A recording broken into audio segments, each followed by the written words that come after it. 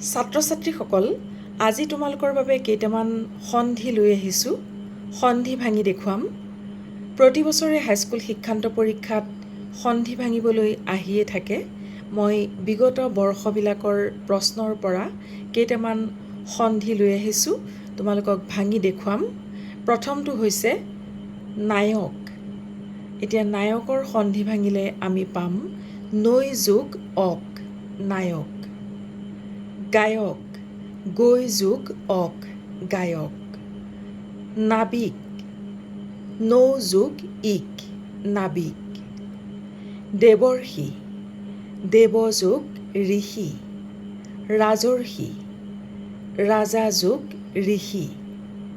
ঠিক তেনেকৈ ভোকাৰ্ত, ভোগ যোগ ঋত। বহুতেই ভোগ যোগ আৰ্ত লিখি থৈ আহে। তেনেকৈ লিখিলে শুদ্ধ নহ'ব। লিখিব লাগিব ভোগ যোগ ঋত। ঋত মানে ঋ হৈছে স্বৰবৰ্ণৰ যিটো ঋ, তাৰ লগত দন্ত্য ত যোগ হ'ব, ঋত। ঠিক তেনেকৈ শোকাৰ্ত, শোক যোগ ঋত।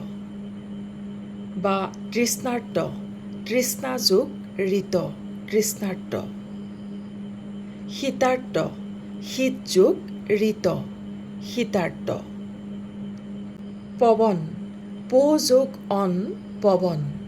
ভৱন, ভো যোগ অন, ভৱন।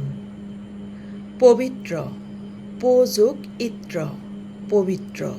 যথেষ্ট, যথা যোগ ইষ্ট, যথেষ্ট। ইত্যাদি, ইতি যোগ আদি, ইত্যাদি। প্ৰত্যেক, প্ৰতি যোগ এক, প্ৰত্যেক। অন্বেষণ, অনু যোগ এখন, অন্বেষণ। মহৌষধ, মহা যোগ ঔষধ, মহৌষধ। যথোচিত, যথা যোগ উচিত। অত্যাচাৰ, অতি যোগ আচাৰ। মৰুদ্যান, মৰু যোগ উদ্যান। সূৰ্যোদয়, সূৰ্য যোগ উদয়। মহোদয়, মহা যোগ উদয়।